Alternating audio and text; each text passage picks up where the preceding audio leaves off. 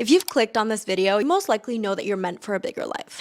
And you've written these goals every single year and we're still not there. That was me for years. Getting to your dream life, to your dream goal is genuinely not what people tell you. I think the miscommunication and the amount of information that you're being fed from like every single angle, from every other video, they're telling you kind of the similar thing, but like no clear plan of how am I now gonna take action and apply it so that my life changes. I want this video to be the last video you have to watch in order to actually stop dreaming about your dream life, but actually start living it. I don't want you to have to write down these same goals again next year. There's no reason that you can't reach these goals. It's just the lack of simplifying what exactly you need to focus on. All I can tell you is over the last year was the first year where I actually manifested my vision board, where I like actually was able to see physical change, whether it was in my bank account, whether it was in the people I was dating, my body, my glow ups. And I had been doing those similar things for years. Like I'd always been someone who was like still trying, but like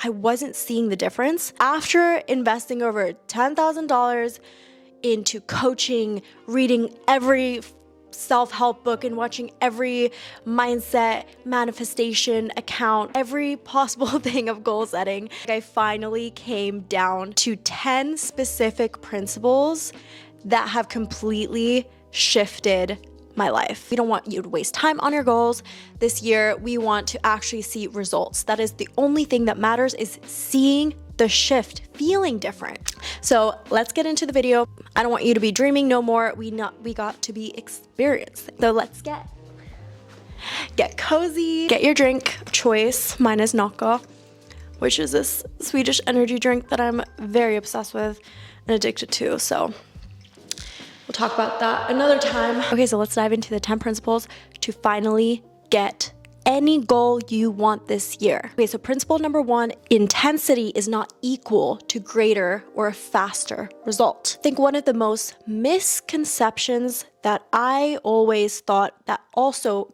just made me feel defeated time and time again on like, I'm just never a disciplined enough person, I guess, or I guess like I'm doing something wrong because I cannot get there, is the fact that I thought that in order to get to that dream body, whatever it was that I was trying to learn, I always thought that I had to do it with so much intensity, but that intensity actually scared me. So I would never really take full action, and I would also be so burnt out.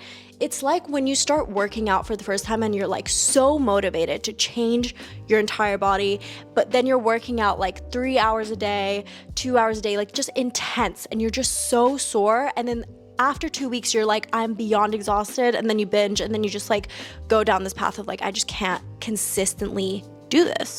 Intensity is extremely misleading because you should be able to do this task, this habit that's gonna work towards your goal, whether it is an emotional day, a happy day, you're exhausted. Like it should be a small thing that you can do consistently. Consistency is more important than intensity. That is how you will always get to the goal when you are able to maintain it. If you've never gone to the gym for more than, an hour a week, you cannot expect to give yourself 2 hours a day, each day. You don't have infinite energy to expand on.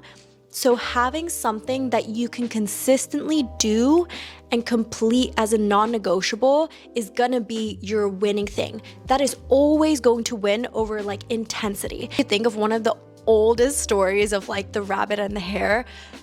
Slow and steady always wins the race. If you've been struggling to get to a certain goal, starting with one small tiny habit that you can complete daily or the most consistent is going to be the way that you win. Principle number 2. I don't know if I'm the only one who every single year that I'm adding habits and goals that I want to do, I start adding like 3, 4, 5, 6 different habits that I want to complete. And the issue here is you don't have infinite energy. If you have not been able to do this habit for the past year, How do you expect to do? You cannot like expect that the next year you're all of a sudden going to have this energy and this extra capacity to do that consistently. It is not about adding more. I think a lot of times we're so stuck on like, okay, I need to add 10 pages that I need to read. Then I need to do this. Then I also need to add this to my regular routine. Instead of adding, you always want to replace or reduce certain habits. Look at all the habits you have. Check which, I would literally write down the habits that you have and the good and bad. And you can do a little bit of an overview analysis on yourself on like which ones do you want to keep and which ones do you want to replace with something else. And you're going to tell me, how are you going to replace that block? If you already are like exhausted at the end of the day and then you want to add going to the gym and then going to a new hobby onto that, like we need to reduce some kind of energy output from a different part of your day or a different part of your week in order to fill that in, because otherwise you might be able to keep up with it for the first 3 months, but then you're going to be exhausted. And then you're going to be like, why am I not disciplined? Why can I not keep up with this? I guess it's just not for me. No, you're just a human being who just does have a certain capacity. You're completely able to do a hobby, a fitness routine. It is just, once again, we go back to number one, the intensity, something that you can do consistently, a small habit first. Maybe it's a 5-minute ab workout daily or read 1 page a day. And that is how we are like creating something that is consistent and also small enough that you can actually maintain it. Number 3, this is my most game-changing thing. And I feel like this is something that everyone needs to understand, that this is usually the thing that is going to solve your procrastination. Any day that you're feeling like resistance to do the thing that you said you were gonna do, this hack is the most simple thing, which is ironic that it's called simplifying. I know, it's self-explanatory and simple. When I started simplifying my tasks as if I was talking to a toddler, like reparenting myself, I would get stuck on a task. When a task is too complex, which a lot of times we underestimate how complex something is actually to us, or like we don't know how to analyze where we're getting stuck on a task. So then we procrastinate and then we put it off. And it's not about lazy. You're not a lazy person. You're not someone who actually is not able to complete this task or stay consistent. A lot of times it's like we're just stuck on a certain question or a certain part of like, I don't know how to figure this part out. So then you put it off and then you're like, oh, and then you start building this story in your mind that's like, this is too hard to complete. A lot of times when I started talking to myself and reparenting myself as if I was a toddler, maybe it is that you want to post your first video. Let's say you're like, I don't know how to set up the equipment. I don't know how to do this. Step 1 would be maybe look for, a place that you want to film. Maybe the second day you set up the equipment. And then maybe the third day you just film yourself talking for a few minutes and then just check the quality. Maybe the fourth day you come up with a couple talking points. The whole point here is that you're doing it step by step by step. That's how you're going to get it done. So when I focus on one tiny little step that I'm going to complete, that is when I'm actually consistently moving forward and able to complete the task over just giving myself like, okay, you have to film a full video. It has to be amazing. It has to be incredible. It has to have all these different features, and you're throwing like 5,000 things. So if someone was like, hey, I need you to film this whole video for YouTube, blah, blah, versus someone who's like, I need you to just set up the equipment, like just the light today, like just set up the light. Which task can you do? You're like, oh yeah, I can set up the light. There was a whole study that was done. They were talking about this on the Diary of CEO. And they gave this example where a psychologist was who works with a lot of clients who are depressed, extremely depressed. And this one client was living in complete mess. Like when depression is extremely bad and it really shows in your environment, like food, plates, everywhere, clothes all over the place. And this person had not left their house. Like they could not leave their house or get themselves to get out of bed. So it was something that they worked on was the first day, instead of saying, hey, you need to clean your entire room and start going outside, the first day just brought the vacuum into the room. The second day, he plugged the vacuum in. And the third day, he turned the vacuum on. And then the fourth day, he actually vacuumed. And then as things progressed, He's focusing on one task. It was so simple that he was able to complete it. And then within only 3 weeks, he was already out, had cleaned his whole room, his whole space, and was going outside again. Even though for us, we love the intensity. We love, okay, we're gonna get to this as quick as possible. A lot of times, the way that you will 100% guarantee that you'll actually get there is actually with, once again, going back to the points I was talking about earlier, which is slow and steady and hyper focusing on one tiny step at a time and simplifying it as if you were explaining it to a toddler. Number 4, clear goal. A clear goal is something that you can specifically measure in a way that you know that you've completed it. So the more specific your goal is, the easier it is to make a plan, which, yes, this sounds so simplified, so self-explanatory, but any goal that you're setting, a lot of times, like, people just set goals and then they don't give themselves really an opportunity to reach it, just because, like, they kind of skip over the most important part, which is just give me a type of measurement. Like, if someone had to measure, did she complete this goal or not, how would they do it? And I always do that where, like, I set a certain goal and then I work backwards. And I start setting really specific measurements of, like, how do I know that I've reached this goal? Is it by I have completed an hour of workout a day for 30 days? Is it I have eaten X amount of protein a day? No, or I have gained a new client by March 1st worth $3,000. You have to be really specific, because that is the only way that you're gonna be able to work backwards and go back to the previous step of simplifying what is the first step. Principle number 5 is words are everything. Words are spells. Words translate into your reality. The words you actually use are extremely powerful. The words that you use really dictate how you're experiencing your reality.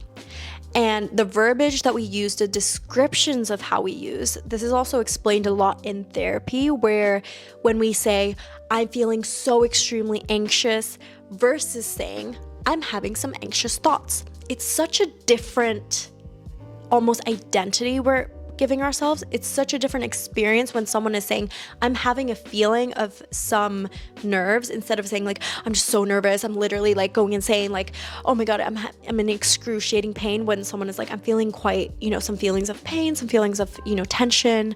It's such a different language, and our brain and our visual and how we're experiencing the situation is actually a lot of times dictated, and we react to the words in the story that we're giving to ourselves. When we say things like, oh, it's just impossible, it's so oversaturated, it's so extremely hard to get to that goal, you're painting the picture of, like, it's just gonna be this intense work. You're gonna sacrifice everything in your life to get to this goal, like very David Goggins, like, sacrifice no happiness ever for the rest of your life, for the next 40 years, you just have to be, like, hating your life and sacrifice everything to get to this goal. And you're like, I'm just a girl. Just like the story that we're telling ourselves about the whole situation.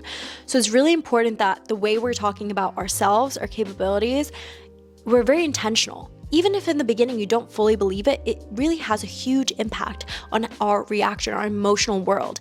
And one way that you can kind of gain a bit more control over that is through the language that you use, through the descriptions, like, oh, I failed, I learned something. It gives you a completely different shift. Okay, number 6, gain evidence. Start collecting evidence. One of the most helpful ways that I've been able to break limiting beliefs that's not just like affirmations. Our brain really works off of evidence, like physical evidence. That's why any real experiences that we've had affect us so much, because it once again collects that evidence as fact, as a story of, like, if I date a guy and he does all these things when I open up to him, then I will get hurt and abandoned, for example. Our brain collects that, and now that is kind of the story that we are telling ourselves. That is also the belief that we now have about relationships. Another example is a lot of people struggle with money limiting beliefs, which is if they, grew up in a certain lower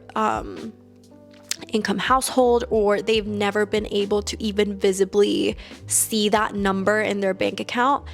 or be around people who ever had that. It's really hard sometimes when you are trapped in beliefs that were just kind of given to you and built through your environment, and it is no one's fault. But one of the ways that we can kind of break out of it is, let's say that you do have this money belief. One of the biggest ways that you can break this belief is surrounding yourself in places with wealth, with working with people who make a lot of money, or getting really close to people who also are really successful, are really disciplined, or maybe really take care of their bodies in a certain way that you've never been able to, attain. And being near those people and surrounding yourself with people who already have that gives you physical evidence that your brain, it expands that belief. Like, it truly has broken my limiting beliefs about what is possible, and money and fitness and confidence, by just surrounding myself with people who are already there. Physically almost needed to collect the evidence. So that's why a really important thing that has helped is every single time I've gone to cities where there is a lot of wealth, where there is a lot of, people are living the way that I want to be, or people act with habits or with, a confidence that I want. The more I surround myself with that, the more you also adapt to those habits and, follow that, but also you gain physical evidence for like how possible it is, and helps break those subconscious limiting beliefs.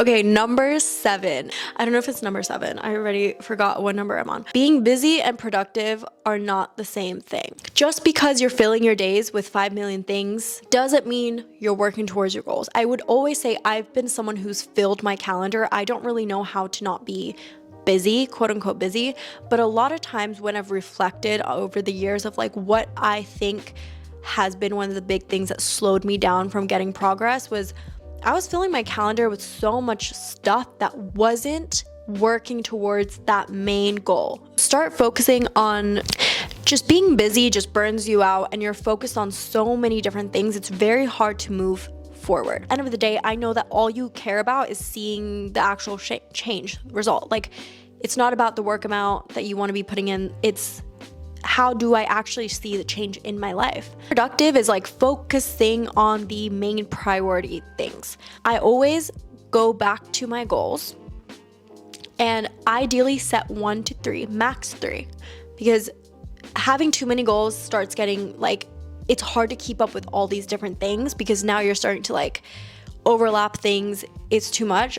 Focus on 1 or max 3 goals. Pick one habit that I can do per day that's a non-negotiable and a priority for me to get done each day, and I will prioritize that habit or that task towards that one big goal each day over anything else. The 80-20 rule is using 80% of your time, of the intensity of your work time, on the 20% of the things that is going to make the biggest shift for your business, your goal, whatever it is. So for example, for fitness, one of my 80%, like the main thing I need to focus on is my diet. Like, my diet is always the thing that is like failing. Not like, I love going to the gym. The gym is like my therapy. And that part I'm able to complete consistently. I've like nailed it now for years. The part that I struggle with when I look at the overall goal, like what is the sabotaging thing that needs to be my 80% focus on getting to that goal, is my diet. And that gives me kind of like a focus on like what I need to focus on, how I plan to focus on that goal. That's why it's very important to have 1 to max 3, because you're gonna have too many things. And if it's like a business goal, maybe it's quantity of outreach. Okay, number 8. Identity has to match your goal. This is very important, that the narrative and identity that you are giving to yourself and how you see yourself is one of the most important things in all this. Because if you see yourself, and if you're constantly talking about yourself in a way that I'm not a confident person, I'm not someone who can always do these habits, the way that you speak about yourself and the way that you see yourself is probably the most important factor in success. It is completely normal that you're gonna feel imposter syndrome, that it's gonna feel wrong, it's gonna feel uncomfortable because it's something that you haven't trained yourself for. It's like you've been having this certain narrative and dialogue about yourself probably for the 20 plus years. So it is just something that you want to be cautious of, is even if you don't believe it yet, it is so important how you speak about yourself. And the first step that you can do in this is just starting to be more aware of like how you use to describe yourself. If you're always very easily self-deprecating when you speak about yourself, or like, yeah, but it's not really possible for me, or like, I'm really bad at this, or like, I'm never consistent, or all of the ways that we identify with ourselves and the ways that we label ourselves equals to how we actually show up. If you woke up from a coma and you didn't remember anything, and the person said, you were the most confident person, like you were the most disciplined person, talk to anyone, like you just had this aura about you, this energy about you, you're a popular person, the way that your posture changes, the way that your, language, the confidence in the way you speak, like how you see yourself really dictates how you perform and how you show up. So this is a really important part about our identity matching the action taking. Identify as this future version. So let's say a business owner or a content creator. Like how would the content creator, if I had millions of followers, like how would I be showing up? Would I be canceling on this filming day if I have a whole film crew? Maybe that is your goal in the future. Like I want to have this whole film crew, this whole thing. Would you be canceling on them last minute? No.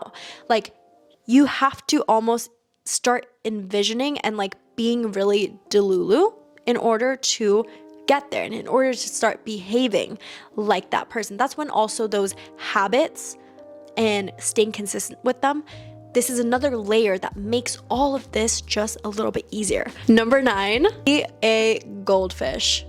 If you've watched Ted Lasso, this is my favorite. I love that show. And I think that they had the most incredible, memorable kind of visual of when he says, be a goldfish. In this example, this guy had scored or like played really poorly, or like maybe he had missed a goal. I forget what the specific scene was. But the whole point of this was to not get stuck on the failures or something that you did wrong.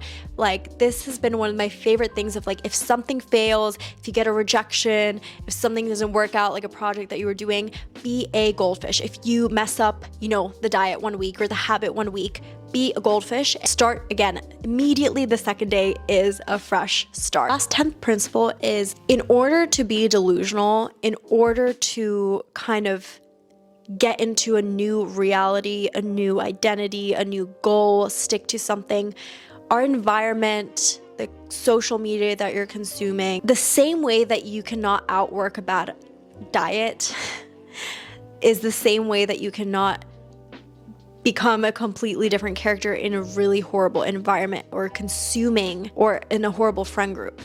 If you're in a really toxic, scarce, surrounding yourself with people who are, have the opposite habits of you consistently, constantly speaking out their fears to you, much as we love them and it's okay that we have different things that we want to do, at the end of the day, one big crucial thing is the environment, the people, the media you're consuming is all factors that really, really subconsciously affect our decisions and can influence us in one direction or another. When I've surrounded myself with people who are very like-minded, had similar goals even, having a gym buddy, someone who watching content that gave hope, something that consistently just kind of brings the fear back or feeds into your limiting belief or fear, try to cut off as much kind of influence and noise.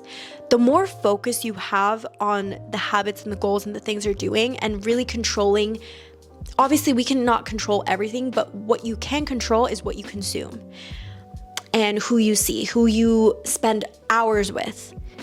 Maybe it's a friend that you've had for many years and maybe you just limit the amount of times, or maybe you don't share certain topics that you know that they're not going to understand. In order to be delusional, in order to stay focused, is curate your environment and the things that you're consuming in a way that's going to kind of help you. Use the tools that you have, block the accounts, mute the accounts that consistently feed into the negative self-talk, the fear, the doubt. Surround yourself with people who have those habits watching people only who maybe do those habits as well, move to a city or visit a city for a little bit where you can kind of be around that environment, because that is a really huge aspect of sticking to something long term. These were my 10 principles. Thank you so much for giving me your time and clicking on my video. I appreciate you so much. And if you liked the video, please give it a like and please comment anything that I can help with.